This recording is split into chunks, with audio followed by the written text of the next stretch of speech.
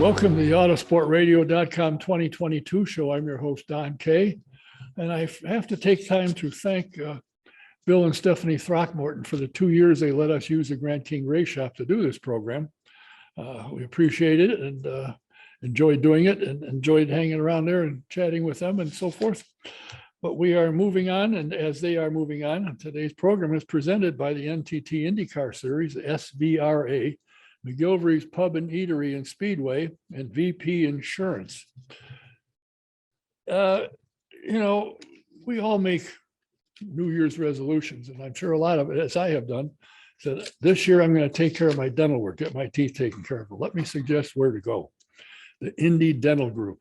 Indy 500 veteran Dr. Jack Miller Dr. Jack Miller and his wife, Dr. Liz Lewis, have a spectacular practice. So when you start getting your teeth taken care of, I highly recommend the Indy Dental Group. Give them a call, make an appointment. Number is 317-846-6125. And are you a vintage car fan or a Trans Am fan? The Trans Am is making a huge comeback. And of course, the SVRA and the vintage cars are doing well and getting bigger. Do yourself a favor, subscribe to Speed Tour Magazine. Go to svra.com and subscribe. It's a great magazine, first class. Tells you all about drivers that are involved in the series and what they're doing and where they are. And when you go to an event, tell you places to look for to have a good time. So check out svra.com. And if you ever wondered why these guys and gals love driving these Indy cars, why not take a ride and find out? The Indy Racing Experience two-seater is spectacular. You can go online to indyracingexperience.com and find out when and where they're going to be and book a ride, or at the Speedway. You can find when they're coming, make an appointment, get yourself a ride. You'll love it. And in the promo box online, put DK1, you get a 50% discount. It's a time for insurance. The insurance commissioner of Indiana says every so often you need to check, make sure you're getting the best price. And I'll tell you where you get the best price with VP Insurance. They're located at 5004 West 16th Street in Speedway. They can help you with your home, your car, your personal property, and your life insurance. So give Mike Pardee or Tom a call. The number is 317-248-0070. That's VP Insurance and Speedway, just about a mile and a half east of the Speedway itself on 16th Street. The number is 317-248-0070. And if you want to keep up with everything that's going on in the world of IndyCar racing and the Road to Indy program, you need to go to tracksideonline.com and subscribe. They'll tell you all, they'll give you all the information from the PR departments of all the teams. You'll find out what's going on, a lot of inside stuff. And again, if you're going to an event, they'll tell you a good place to go for dinner. So check it out, tracksideonline.com, and subscribe. It's very inexpensive, and you'll find out everything that's going on. I highly recommend it. My guest today is a gentleman that I'm very proud to have join us. He's a two-time Emmy Award winner, and he's had kind of an interesting career. He started out as a family-owned a racetrack, and he was a flagman. And he said, heck with that, I'm going to be the track announcer. But during his career, he has almost won the Baja 1000 as a reporter and a navigator. He survived a plane crash while covering the Iditarod and witnessed the immense respect that college coaches had for Hall of Fame broadcaster Keith Jackson. And he conquered his fear and learned how to hang glide just for a story. It's amazing what's happened from a racetrack to where you are today. And you host now a podcast called Wind Tunnel, which we'll get into. But Jack, I've known you for many years, and you've broadcast about everything. I mean, you used to be a sideline reporter for college football. Of course, you did IndyCar for many years. What about sports is it that grabbed your attention? Well, first of all, I'm really excited to be with you. Your show has been always very, very special to me, and it's good to see that it's still continuing despite all this COVID-19 crap. I think the thing that defined me is I was too lazy to have a real job. So basically, curiosity is what drove me even as a little kid. So I was curious about everything. And my father, well, he was old school. So he was of the opinion that if you were going to go and try and attempt to do something, you'd better give it your all. And so for me, it was just a case of, gee, that sounds like it'd be fun. And I'd go do it. And I was very, very fortunate because, as you know, you've worked in this industry for a long time. Some of the athletes, and I'll use the term athletes loosely, some of the participants, they can either just give you lip service, or they can become your friends, they can become your confidants, but none of that works unless you earn their respect. And that's what I've tried to do, whether it's hang gliding off a Lookout Mountain in Chattanooga, Tennessee, or chasing AJ Foyt up and down pit road as he throws a snake at me. That's what I forgot that you did my program one night at McGilvery's, and somebody had brought one in and they flipped it on the table, and I thought the back wall was going to cave in. Exactly. Don't bring it. I don't care if it's a piece of rubber hose, if it's a real snake, a fake snake. I mean, AJ one time did it to me so bad they all were laughing because they thought I'd had a heart attack. Okay. That's nice. Laughing Oh, at yeah. that. Well, that's Foyt, you know. Yeah. Racing is your prime love, I'm guessing, although you've been a reporter for college football. And you told me one time, I said, what's it like to be that? He said, I'll tell you what, you told me, I said, if they ask me to do it for nothing, I do it. I love it. Yeah. Yeah. Broadcasting is everything to you, everything.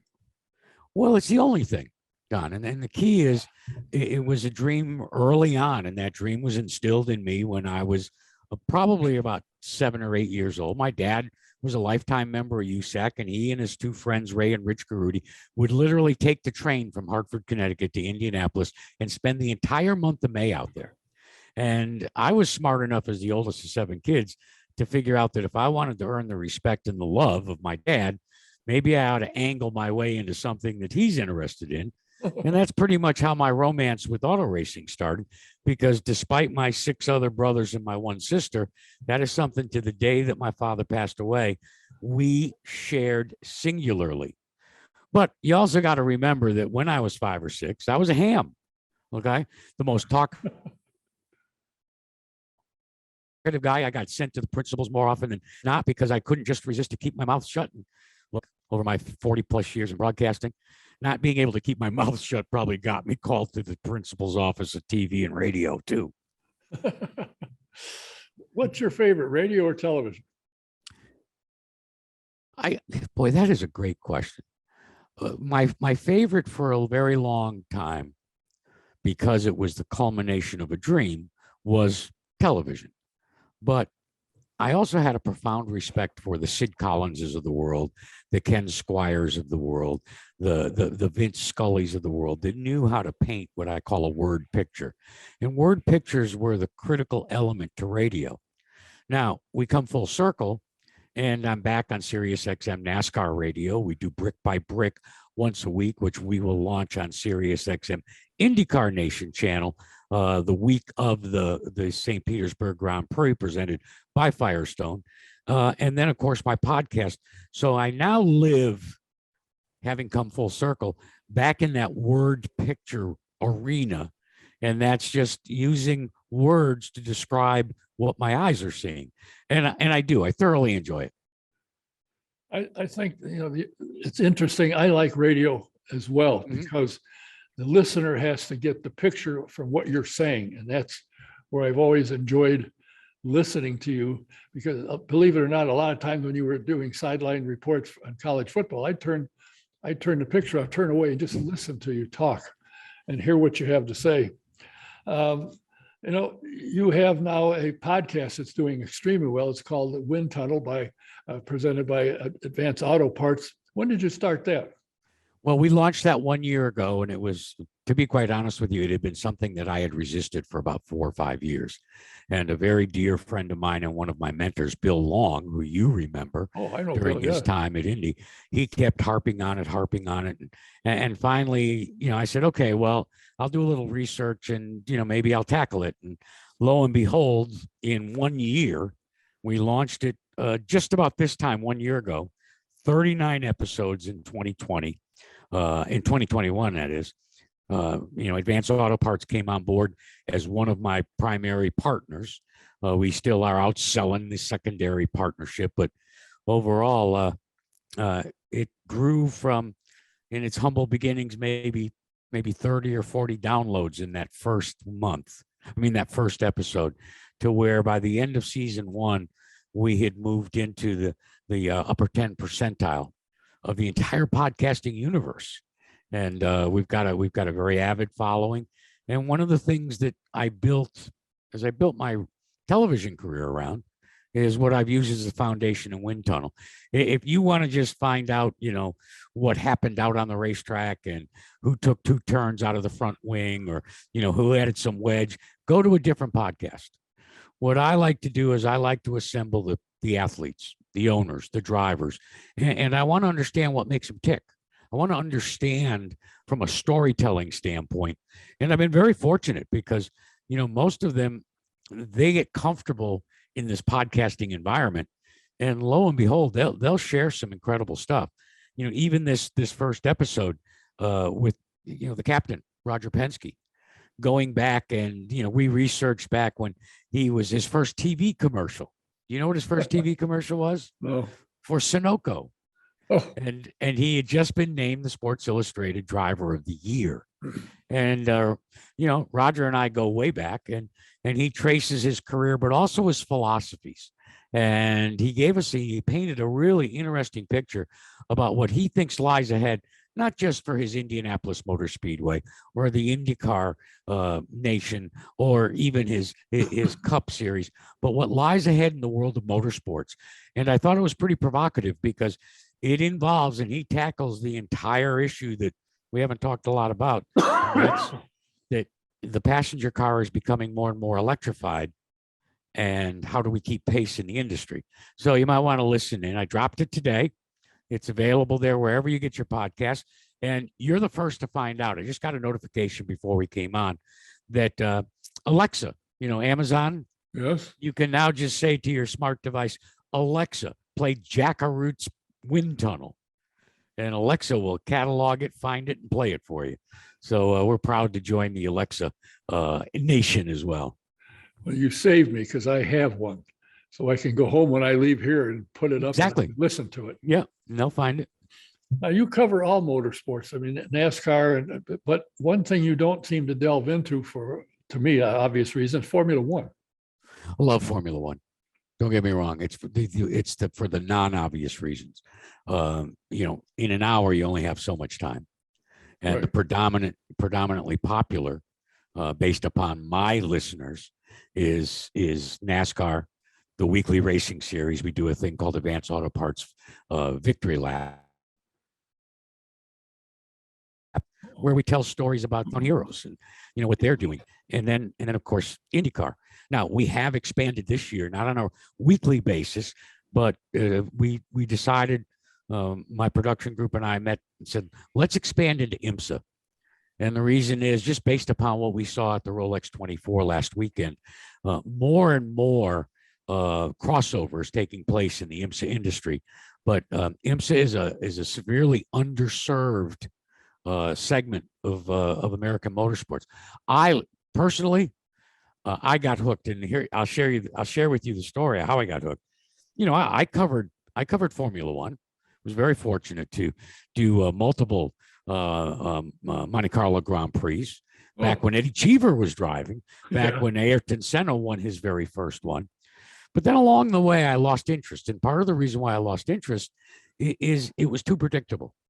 There was just, it seemed as if the gap between the number 1 team to the number 10 team, it just, there was nothing to get excited about during the course of the race.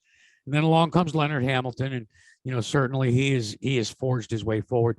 But I think the linchpin was when Liberty Media, which also is the majority owner of SiriusXM Radio, took over the management and the ownership of F1.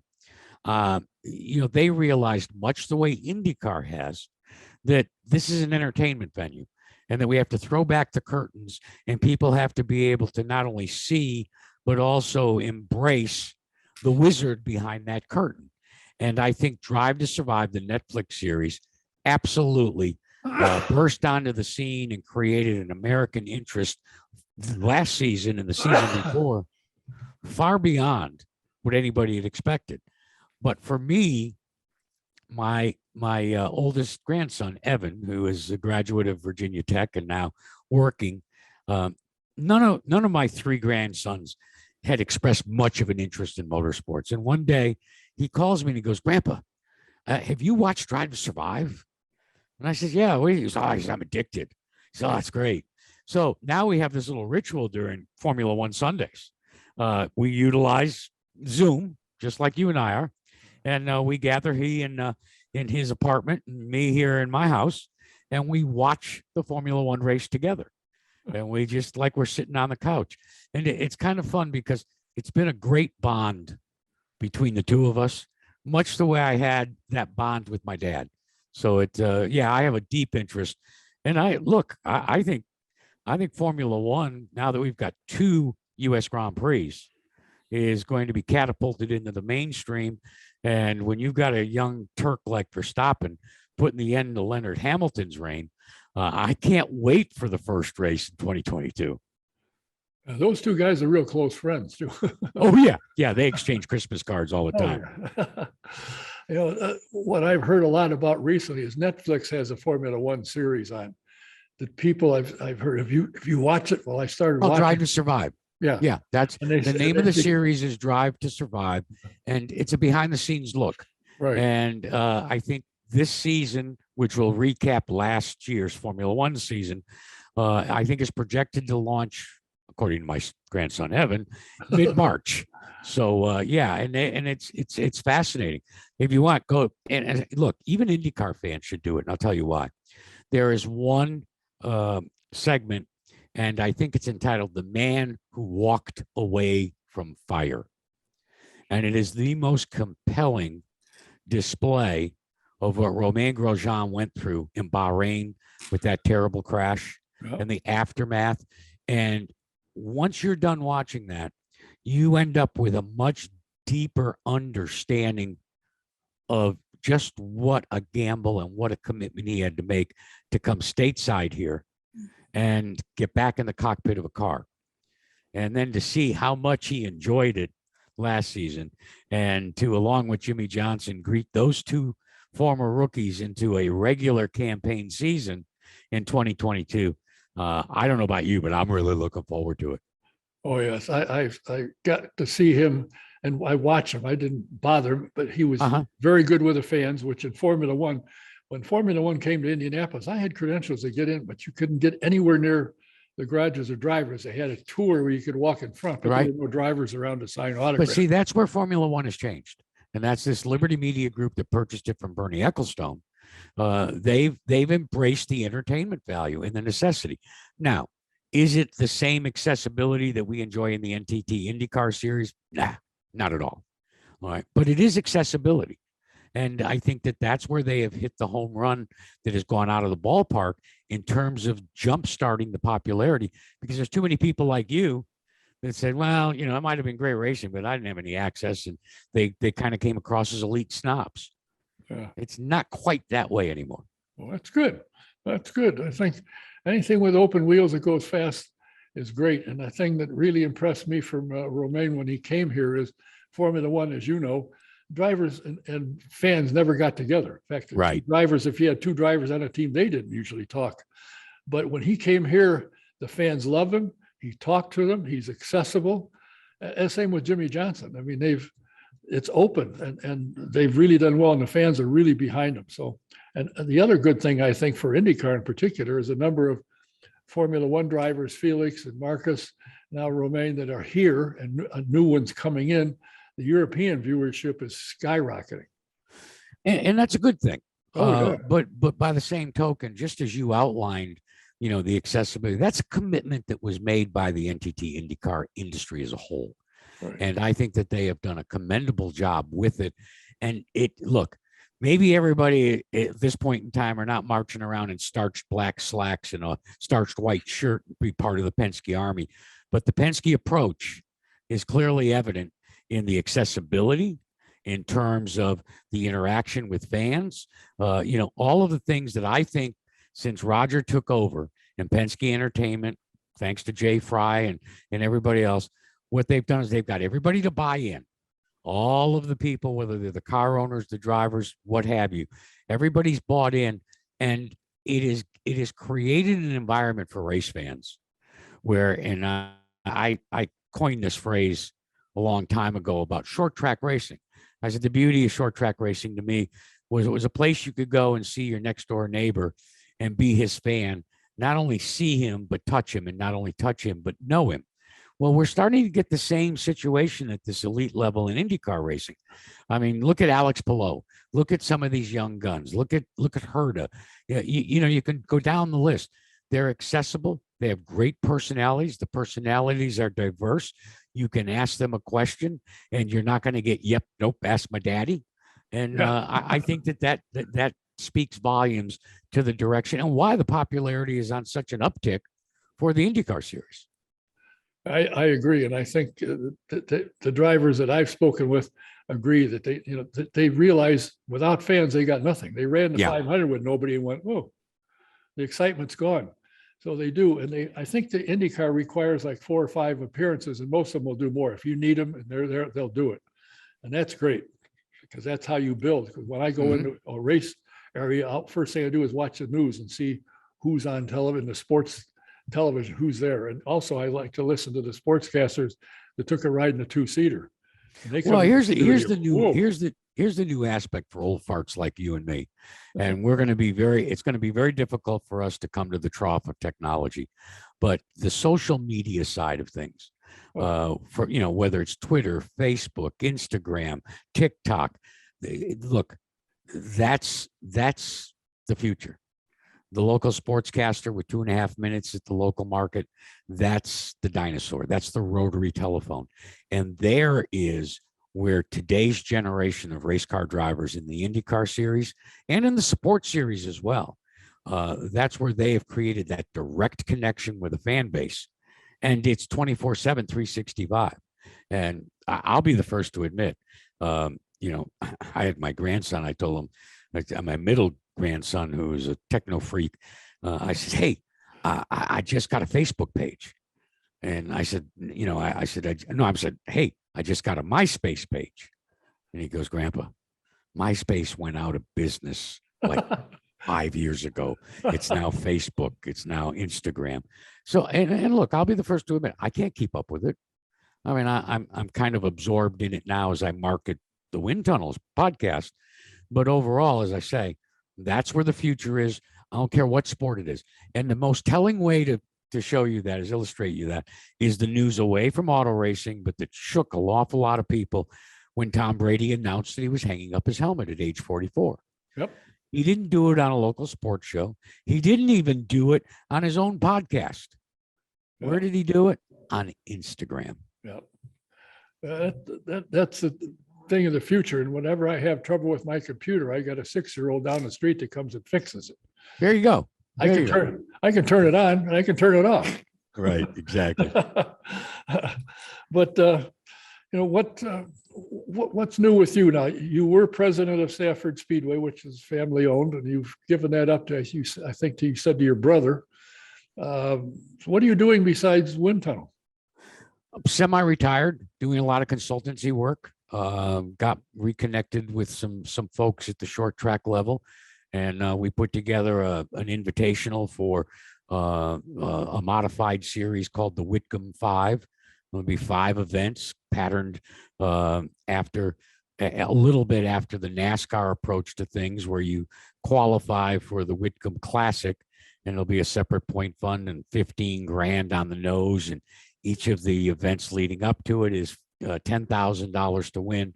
So it's been fun to work with, the local folks there. I still poke my nose down at Stafford, and it was a very special time for me last season, as America got to see what I'd always talked about when the SRX series came to town. And they're back this year. They're going to be part of the SRX series again, and it was great to showcase it to the Paul Tracys and the Tony Kanans and, my buds. But, my brothers and his wife, they purchased all the outstanding stock, and they've been the caretakers, and they have taken it to the very, very next level. Their 2 sons are just absolutely amazing. And the track didn't just survive COVID-19, learned a lot of valuable lessons that I think have probably given cause for what Kevin Harvick said a year ago when he pointed out that, of the entire industry, and he was referring to social media, He's in the entire industry. There's one racetrack that totally understands it and has tapped into it to maximize it. And that's a place called Stafford Motor Speedway. And that was unsolicited, but that's how deep it runs. I mean, we've got individual drivers with their own TikTok pages interconnected. And, this flow racing movement. Now, open cockpit fans have been subscribers of Flow Racing for a very, very long time. But now, when you add all of the NASCAR short track events, the Flow Racing tile, as they call it, or, that site, I mean, you get to watch racing 24/7, 365. Yeah. It's the thing of the future, I think. And I did a thing with Scott Jasek, whom you know. Sure.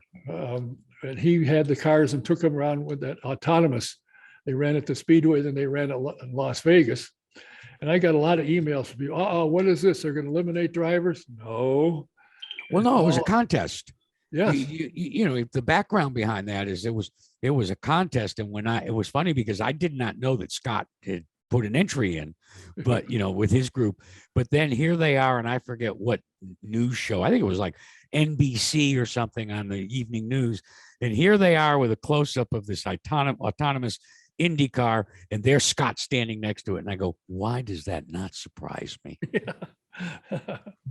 They really built that Indy racing experience into something. Yes, they have. Tell people many times, and they've only had one or two people go, oops, but everybody gets out jumping up down. Yeah, it's phenomenal. Well, you know the story about in the early going, when they were given the first year when they were given rides at the Indianapolis Motor Speedway, and I believe it was Roberto Guerrero lost control of the car, and the car crashed down in turn number one. The guy that was the paying customer got out of the car and actually was so excited because he thought it was part of the ride. Yeah, the back wing came loose. Yeah, something happened, spun the car. Yeah. I was there that day when that happened. I thought, wow. Well, there's something about motorsports, and I don't know what it is. It's hooked me since 1962 or 63. I've been coming to Speedway. It's a sport where, other than a few times, some guys may have a couple too many beers. You go to a short track, major USAC events, and guys would get out of the cars and they'd have a dispute about what you did to me or what I did to you or some such. But that night or the next morning, you'd see them trading parts, getting the cars ready to go run again. They might have a disagreement the night of the race and may not be happy, but they always got together. Most of them stayed in the same hotels. If they didn't have the right tools, somebody else did. They build the cars and go out and race again. And it's been like that. The sport, the crews, other than a couple of minor exceptions, are clean guys, are smart. Some of the things that they have come up with and created is amazing. When you think about when I first came, the engines were huge. Now they're little tiny things. They got more horsepower and they last longer. Good grief. The advancements are phenomenal. Oh, yeah. Fun to watch. Yeah. To your point, anybody that wants to sanitize racing needs to go follow yak screwing in Tibet. Okay. Because auto racing inherently is a violent sport. Yeah. Auto racing, just like most professional sports pursuits, requires a level of selfishness that's unparalleled. And whether it's Bloomington or the Chili Bowl, I don't care where it is, you're going to get hot under the collar. At Bristol, Tennessee, you're going to throw a helmet, you're going to exchange fisticuffs. That's part of it. That's an example to me personally of passion. Yeah. And I don't want to see us sanitize this sport to the point where we ever escape that. Because the other side of what you just outlined is the fact that, look, a lot of times, and it's not for public consumption, but you're an insider, as well as I do, there's folks that don't exchange Christmas cards. Yeah.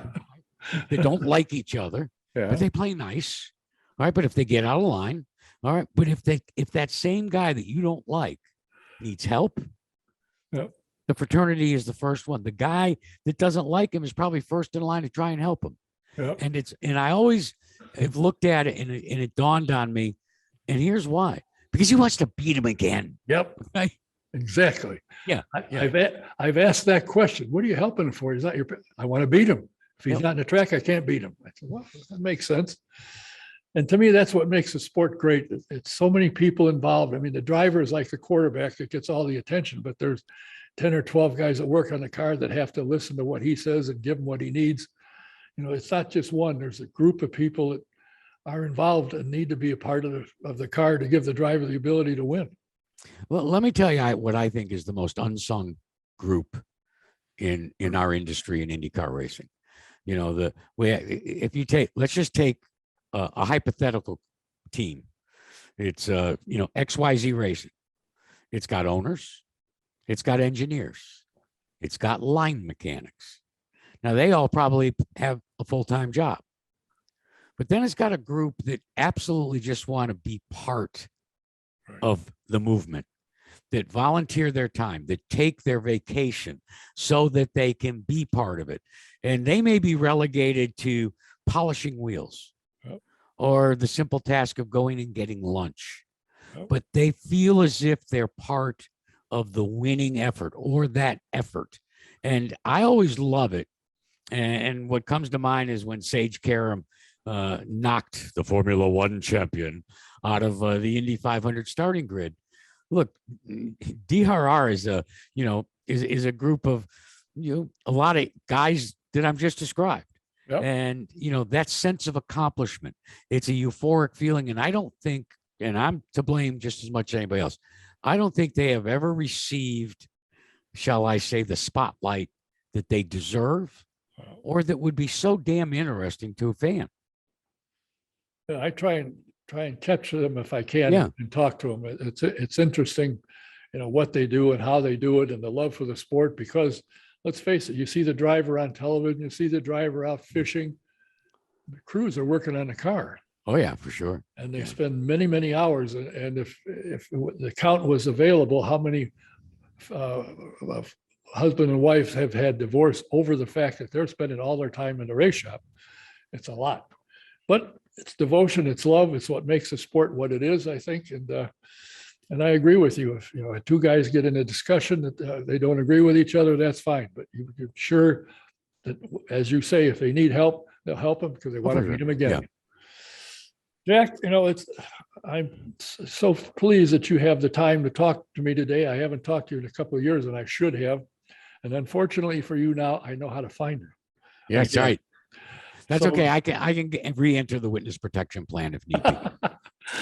I'd like to invite you back at some time, somewhere during the season, give you a call and we'll see what's going on, what your thoughts are, because in my mind, having listened to that broadcast that I sat and listened to one day, I think it was in New Hampshire, I believe, you were doing an ESPN radio program and you talked about all sports, and what you knew about all sports dazzled me. I couldn't believe. I walked out and I said, good grief, I didn't know you knew anything about them. Of course, you had the answer as to how that works. But I won't repeat it. When in doubt, if you can't dazzle them with your brilliance, let's just leave it there. Look, I'd love to catch up with you. I do appreciate, you're asking me to visit, and I would ask all of your listeners and your viewers to subscribe to that podcast. My podcast is Jack Arutes Wind Tunnel. It's available wherever you download your podcast. Also have it on a YouTube channel. Also, as I said, now you can just quite simply say, Alexa, play Jack Arutes Wind Tunnel, and up it'll come on your Alexa device. Next week, my primary guest, Darrell Waltrip, the Hall of Famer, and we are going to peel back the layer of the onion as to where the term boogity came from. Yeah. You won't believe it. Boy. You won't believe where that story started and how he came up with that. Well, we'll listen. Now that I go home, trust me, when I walk in the door before I hang my jacket up, I'm going to say, Alexa, play Jack Arutes Wind Tunnel. You got it. And she'll probably say, you know Jack Arute? And I'll say, no, I just want to hear him though. Right. Jack, thanks for it. It's not many times you get to talk to a two-time Emmy Award winner, and my congratulations to you on the great work you've done over the years. Thank you very much. And thank you. Hopefully we'll get to talk to you again, maybe in the middle of the season, see what's going on. Sounds good. Sounds good. Thanks, Don. Thank you. My guest, Jack Arute. And as he said, check out Jack Arutes Wind Tunnel, presented by Advanced Auto Parts. Learn a lot of interesting things. Great guy. We have more guests upcoming, so look for us. Until then, this is Don Kay saying thanks for watching. Till the next time, we'll see you.